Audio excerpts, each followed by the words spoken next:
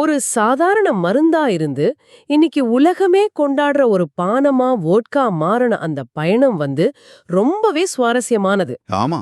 ஆரம்பத்திலேயே ஒரு விஷயம் தெளிவா தெரியுது. இதோட பிறப்பிடம் எதுங்கறதுல போலந்துக்கும் ரஷ்யாவுக்கும் மத்திய பெரிய போட்டியே நடந்திருக்கு. வாங்க, இந்த சின்ன தண்ணியோட பெரிய கதைய கொஞ்சம் விரிவாக பார்ப்போம். ஆமா. வோட்கானா வெறும் ஒரு பானம்னு நினைச்சிடக்கூடாது. அதோட வரலாறு மருத்துவம், அரசியல், விவசாயம், கலாச்சாரம்னு பல விஷயங்களோட பின்னி பிணைஞ்சிருக்கு. நீங்க கொடுத்திருக்கிற அந்த ஆதாரங்கள்ல இருக்கிற தகவல்களை வச்சு அந்த முடிச்சுகளை நாம ஒன்னொன்னா அவிழ்க்கலாம். சரி, முதல்ல அதோட பேர்லேருந்தே ஆரம்பிக்கலாம். வோட்காங்கிற வார்த்தை வோடா, அதாவது VODAங்கிற ஸ்லாவிக் வார்த்தையிலிருந்து வந்திருக்கு. ஆமா, அதுக்கு அர்த்தம் தண்ணீர். சின்ன தண்ணீர்ல செல்லமா கூப்பிட்டு. இப்போ அந்த முக்கியமான கேள்விக்கு வருவோம். வோட்காவோட பூர்வீகம் போலந்தா இல்ல ரஷ்யாவா? போலந்து கிட்ட ரொம்ப வலுவான ஆதாரம் இருக்குன்னு தெரியுது.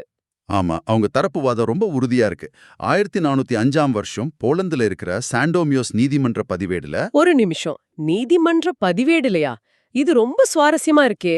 ஆமா, அதுல வோட்காங்கிற வார்த்தை முதலா பயன்படுத்தப்பட்டிருக்கு. அப்போ அது ஒரு விளம்பரமோ இல்ல சமையல் குறிப்போ கிடையாது, ஒரு சட்டப்பூர்வமான ஆவணத்துல குறிப்பிடப்பட்டிருக்கு. அப்படின்னா அதோட முதல் அடையாளம் ஒரு கொண்டாட்ட பானமா இல்ல, ஒரு மருந்து பொருளா இருந்திருக்கு இல்லையா? சரியா சொன்னீங்க. அந்த காலகட்டத்துல வடிக்கப்பட்ட ஸ்பிரிட்ஸ் எல்லாமே சக்தி வாய்ந்த மருந்துகளா தான் பார்க்கப்பட்டது. ஓ. வயிற்று வலியிலிருந்து பிளேக் நோய் வரைக்கும் எல்லாத்துக்கும் இதை பயன்படுத்தியிருக்காங்க.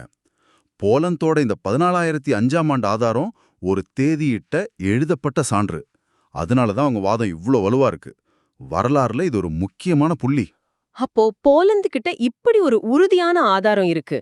ஆனா ரஷ்யாவோட கதை இதை விட ரொம்ப பழமையானதுன்னு சொல்றாங்களே, அவங்க வாதம் எப்படிப்பட்டது? ரஷ்யாவோட கூற்று அது ஹோல்டோனா வேற மாதிரி இருக்கு. அது ஒரு குறிப்பிட்ட ஆவணத்தை நம்பி இல்ல. அப்போ எதை நம்பி இருக்கு? மாறா, அது பல நூற்றாண்டுகளா தொடர்ற அவங்களோட பாரம்பரியம், வாய்மொழி செய்முறைகளை சார்ந்து இருக்கு. 9ஆம் நூற்றாண்டுல இருந்து அவங்களுக்கு வடித்தல் முறைகள் தெரியும்னு சொல்றாங்க. 9ஆம் நூற்றாண்டா? ஆமா. அப்புறம் 1300கள்ல ஜெனோவா வியாபாரிகள் மூலமா இது ரஷ்யாவுக்கு வந்திருக்கலானோ ஒரு கருத்து இருக்கு.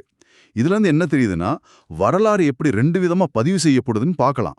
ஒன்னு எழுதப்பட்ட சான்றுகளை நம்பி இருக்கு, இன்னொன்னு தலைமுறையா கடத்தப்படுற வாய்மொழி மரபுகளை நம்பி இருக்கு. சரியா சொன்னீங்க. அப்போ இதுல யார் ஜெயிச்சாங்கன்னு சொல்றத விட, ஒரே காலகட்டத்துல 2 கலாச்சாரங்களுமே தானியங்களை வச்சு ஒரு சக்தி வாய்ந்த திரவத்தை உருவாக்கும் முயற்சியில தீவிரமா ஈடுபட்டிருந்தாங்கன்னு சொல்றதுதான் சரி இல்லையா? முற்றிலும். அந்த போட்டி தான் இந்த பானத்தோட ஆரம்பகால அடையாளத்தையே உருவாக்கியது. 2 பேருமே ராய், அதாவது ரை, அப்புறம் கோதுமையை தான் மூலப்பொருளா பயன்படுத்தியிருக்காங்க. அதனால யாருடையது உண்மையான வோட்காங்கிற விவாதம் இன்னிக்கும் தொடர்ந்துட்டே தான் இருக்கு. ஆமா. சரி, ஒரு மருந்தா இருந்த இந்த விஷயம் எப்படி எல்லாரும் விரும்பி குடிக்கிற ஒரு சமூக பானமா மாறுச்சு? இதுதான் எனக்கு ரொம்ப ஆச்சரியமா இருக்கு. இதுக்கு பின்னாடி தொழில்நுட்பத்தோட பங்கு ரொம்ப பெரியது. 15, 16ஆம் நூற்றாண்டுகள்ல வடித்தல் தொழில்நுட்பத்துல பெரிய முன்னேற்றங்கள் ஏற்படுது. ஓகே. ஒரு முறை வடிக்கிறதுக்கு பதிலா பல முறை வடிக்க ஆரம்பிக்கிறாங்க. அதாவது மல்டிபிள் டிஸ்டிலேஷன்ஸ். அது மட்டும் இல்லாம கரியை பயன்படுத்தி வடிகட்டுற முறையையும், சார்கோல் ஃபில்ட்ரேஷன், அதையும் அறிமுகப்படுத்துறாங்க.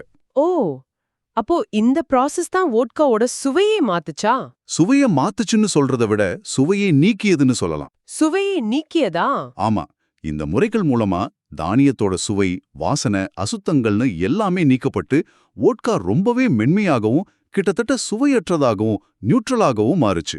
இதுதான் வோட்கா வரலாற்றிலேயே ஒரு மிகப்பெரிய திருப்புமுனை. ஒரு நிமிஷம், அப்போ நீங்க சொல்றத பார்த்தா வோட்காவோட உலகளாவிய வெற்றிக்கு காரணம் அதோட தனித்துவமான சுவையை நீக்கினதுதான் சொல்றீங்களா? இது கொஞ்சம் முரணா இருக்கே. ஆமா, அதுதான் வோட்காவோட மிகப்பெரிய முரண். அதோட அடையாளத்தையும் அழிச்சுக்கிட்டதுனால தான் அதுக்கு உலகளாவிய ஒரு அடையாளம் கிடைச்சது. அதாவது எல்லா சுவைகளையும் நீக்கி அது ஒரு வெற்று கேன்வாஸ், ஒரு பிளாங்க் கேன்வாஸ் மாதிரி மாத்தினதுனால தான் பல நூற்றாண்டுகளுக்கு பிறகு காக்டெயில் உலகத்தோட ராஜாவா அது மாற முடிஞ்சது.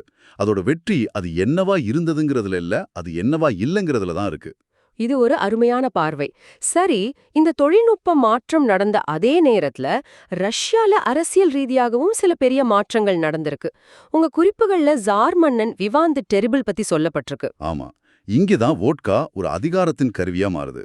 1553ல இவான் தி டெரிபிள் மாஸ்கோல அரசாங்கமே நடத்தும் முதல் மதுக்கடை, அதாவது டேவர்ன், அதை நிறுவுறார். ஆனா அது எல்லாருக்குமான கடை இல்ல இல்லையா? இல்ல, உயர்தட்டு மக்களுக்கு மட்டும்தான். இதனால அரசாங்கமே வோட்கா உற்பத்தியை அவங்க கட்டுப்பாட்டுக்குள்ள கொண்டு வந்துட்டாங்க. ஒரு ஏகபோக உரிமை மாதிரி. அப்போ இது வெறும் பணம் சம்பாதிக்கிறதுக்கு மட்டும் இல்ல, சமூகத்துல ஒரு படிநிலையை உருவாக்குறதுக்கும் பயன்படுத்தப்பட்டிருக்கு இல்லையா? கண்டிப்பா. இது 2 விதமா வேலை செஞ்சது. ஒன்னு, அரசாங்கத்துக்கு இது ஒரு மிகப்பெரிய வருமான ஆதாரமா மாறுச்சு. இன்னொன்னு, யாருக்கு வோட்கா கிடைக்கும் யாருக்கு கிடைக்காதுன்னு தீர்மானிக்கிறது மூலமா அது ஒரு சமுதாய கட்டுப்பாட்டு கருவியாகவும் பயன்பட்டது. அப்போ சாதாரண மக்களோட பானமா இருந்த வோட்கா அரசவைக்குரிய ஒரு அந்தஸ்தின் சின்னமா உயர்த்தப்பட்டது. சரியா சொன்னீங்க. ஒரு மருந்தா ஆரம்பிச்சு இப்போ ஒரு அந்தஸ்தின் சின்னமா மாறியிருக்கு.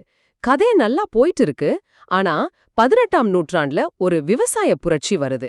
கதையில ஒரு எதிர்பாராத திருப்பமா உருளைக்கிழங்கள் உள்ள வருது. ஆமா. அமெரிக்காவிலிருந்து வந்த ஒரு காய் எப்படி கிழக்கு ஐரோப்பாவோட பாரம்பரிய பானத்தை மாத்துச்சு? இது ஒரு பொருளாதார தேவையிலிருந்து உருவான மாற்றம். அதுவரைக்கும் வோட்கா தயாரிக்க தானியங்கள் தான் முக்கிய மூலப்பொருள். ஆனா தானியங்கள் மக்களோட உணவுக்கும் தேவைப்பட்டது. ஆமா, பஞ்சம் வர்ற காலங்கள்ல. ஆமா, பஞ்சம் வர்ற காலங்கள்ல தானியங்களை வோட்கா தயாரிக்க பயன்படுத்துறது வலிய பிரச்சனையா இருந்தது. இந்த நேரத்துல தான் உருளைக்கிழங்கு ஒரு சரியான மாற்றுப் பொருளா வருது. ஏன்னா உருளைக்கிழங்கு தானியங்களை விட மலிவாகவும் அதிக விளைச்சலையும் கொடுத்தது. ஆமா. இதனால வோட்கா உற்பத்தி செலவு ரொம்பவே குறைஞ்சது. அப்போ திடீர்னு உயர்தட்டு மக்களுக்கு மட்டுமான பானம் சாமானிய மக்களுக்கும் கிடைக்க ஆரம்பிச்சது. ஆமா. ஆனா இதுக்கு இன்னொரு பக்கமும் இருக்கு. ஆரம்பத்துல தானிய வோட்கா தயாரிப்பாளர்கள் இந்த உருளைக்கிழங்கு வோட்காவை ஒரு மட்டமான தரம் குறைந்த பானமா தான் பார்த்தாங்க. ஒரு விதமான எதிர்ப்பு இருந்தது. ஓ, அப்படியா? ஆனாலும் அதோட மலிவான விலை அத மக்கள் மத்தியில ரொம்ப பிரபலமாக்கிடுச்சு. இதுதான் வோட்காவோட கதையை 2ஆ பிரிச்சது. பாரம்பரியமான சுவை மிகுந்த தானிய வோட்கா ஒரு பக்கம். அதிக அளவுல உற்பத்தி செய்யப்பட்ட சுவையற்ற உருளைக்கிழங்கு வோட்கா இன்னொரு பக்கம். ஆமா, அந்த பிளவு இன்னிக்கும் கைவினை வோட்கா, அதாவது கிராஃப்ட் வோட்கா சந்தையில எதிரொலிக்குது. இது உண்மையிலே வரலாற்று உலகமயமாக்கலுக்கு ஒரு சிறந்த உதாரணம். அமெரிக்காவிலிருந்து வந்த ஒரு பயிர் ஐரோப்பாவின் ஒரு பாரம்பரிய ஸ்பிரிட்டையே ஜனநாயக பறித்தது. சரி, இப்படி கிழக்கு ஐரோப்பால பிரபலமா இருந்த வாட்கா எப்படி உலகம் முழுக்க பரவுச்சு? இதுக்கு பின்னாடி வர்த்தகம், குடியேற்றம், போர்கள்னு பல காரணங்கள் இருக்கு. ஆனா மிக முக்கியமானது 1917ல நடந்த போல்ஷெவிக் புரட்சி. சரி. புரட்சிக்கு பிறகு ரஷ்யாவிலிருந்து பல செல்வந்தர்கள், உயர்குடியினர் தப்பிச்சு ஐரோப்பாவுக்கும் அமெரிக்காவுக்கும் போனாங்க. அப்படி போகும்போது அவங்க தங்களோட கலாச்சாரத்தையும் செய்முறைகளையும் கூட எடுத்துட்டு போனாங்க. ஸ்மிர்னாஃப் பிராண்டோட கதை இதுக்கு ஒரு நல்ல உதாரணம் இல்லையா? அருமையான உதாரணம். ஸ்மிர்னாஃப் குடும்பம் ரஷ்ய ஜார் மன்னர்களுக்கே வோட்கா விநியோகம் செஞ்சிருந்தாங்க. புரட்சிக்கு பிறகு அவங்க பிரான்சுக்கு தப்பிச்சு போய் அங்க மறுபடியும் தங்களோட தொழிலை ஆரம்பிச்சாங்க. ஆனா அங்க அது சரியா போகலன்னு நினைக்கிறேன். ஆமா, அங்க அது சரியா போகல. பிறகு அமெரிக்காவுக்கு அங்கதான் அவங்களோட பிராண்ட ஒரு உலகளாவிய வெற்றியா மாத்துனாங்க. இது ஒரு பானத்தோட பயணம் மட்டும் இல்ல, ஒரு குடும்பத்தோட ஒரு கலாச்சாரத்தோட பயணமும் கூட. இப்போ 20ஆம் நூற்றாண்டுக்கு வருவோம். அமெரிக்காவுல வோட்காவ உலக புகழ்பெற்றதா மாத்துனது எது? காக்டெயில்கள். குறிப்பா 1940கள்ல அறிமுகமான மாஸ்கோ மியூல் பத்தி உங்க குறிப்புகள்ல இருக்கு. ஆமா, மாஸ்கோ மியூல் ஒரு மார்க்கெட்டிங் அற்புதம்னே சொல்லலாம். 2ஆம் உலகப் போருக்கு பிறகு அமெரிக்காவுல ஒரு புதுவிதமான கலாச்சார மாற்றம் ஏற்படுது. மக்கள் புதிய நவீன விஷயங்களை முயற்சி செய்ய விரும்பினாங்க. ஆனா அந்த நேரத்துல வோட்கா ஒரு ரஷ்ய பானம், பனிப்போர் ஆரம்பிக்கிற காலகட்டம். அப்படி இருக்கும்போது ஒரு ரஷ்ய பானத்தை அமெரிக்கர்களுக்கு எப்படி விற்கிறது? அதுதான் சவால். நீங்க யோசிக்கிறதே என்னால யோகிக்க முடியுது. 1940கள்ல நடந்த ஒரு மார்க்கெட்டிங் மீட்டிங்க கற்பனை பண்ணி பார்க்க முடியுது. இந்த ரஷ்ய ஸ்பிரிட்ட அமெரிக்கர்களுக்கு எப்படி விற்கிறது? எனக்கு ஒரு ஐடியா இருக்கு. அது ஒரு அழகான செப்பு கோப்பையில ஊத்தி ஒரு கவர்ச்சியான பேர் வைப்போம் சொல்லியிருப்பாங்க. இது ஒரு புத்திசாலித்தனமான உத்தி. முற்றிலும். அந்த செப்பு கோப்பை அந்த பானத்துக்கே ஒரு தனி அடையாளத்தை கொடுத்துச்சு. வோட்காவோட அந்த வெற்றி கேன்வாஸ் தன்மை காக்டெயில் செய்யறவங்களுக்கு ரொம்ப பிடிச்சு போச்சு. ஏன்னா அதுக்குன்னு தனிப்பட்ட சுவை இல்ல. ஆமா, ஜின் அல்லது விஸ்கி மாதிரி அதுக்குன்னு ஒரு தனிப்பட்ட சுவை இல்லாததால எந்த பழச்சாறு அல்லது சோடா கூடவும் அது நல்லா கலந்தது. மத்த சுவைகளை அது முன்னிலைப்படுத்துச்சு. அது ஒரு சிறந்த குழு வீரர் மாதிரி செயல்பட்டது. அப்போ நவீன காலத்துல அதோட அடையாளமே இந்த நடுநிலைத்தன்மை தான். ஐரோப்பிய ஒன்றியத்தோட விதிமுறை பத்தி உங்க குறிப்புகள்ல இருக்கு. அதென்ன சொல்லுது? அந்த விதிமுறை ரொம்ப முக்கியமானது. அதன்படி வோட்கா நடுநிலைத்தன்மையோட இருக்கணும்னா அது குறைந்தபட்சம் 96% ஆல்கஹால் அளவுக்கு, அதாவது ஏபிவி வடிக்கப்படணும். 96%? ஆமா, இந்த 96% அப்படிங்கிறது நடைமுறையில என்ன அர்த்தம்னா அது கிட்டத்தட்ட தூய ஆல்கஹால்.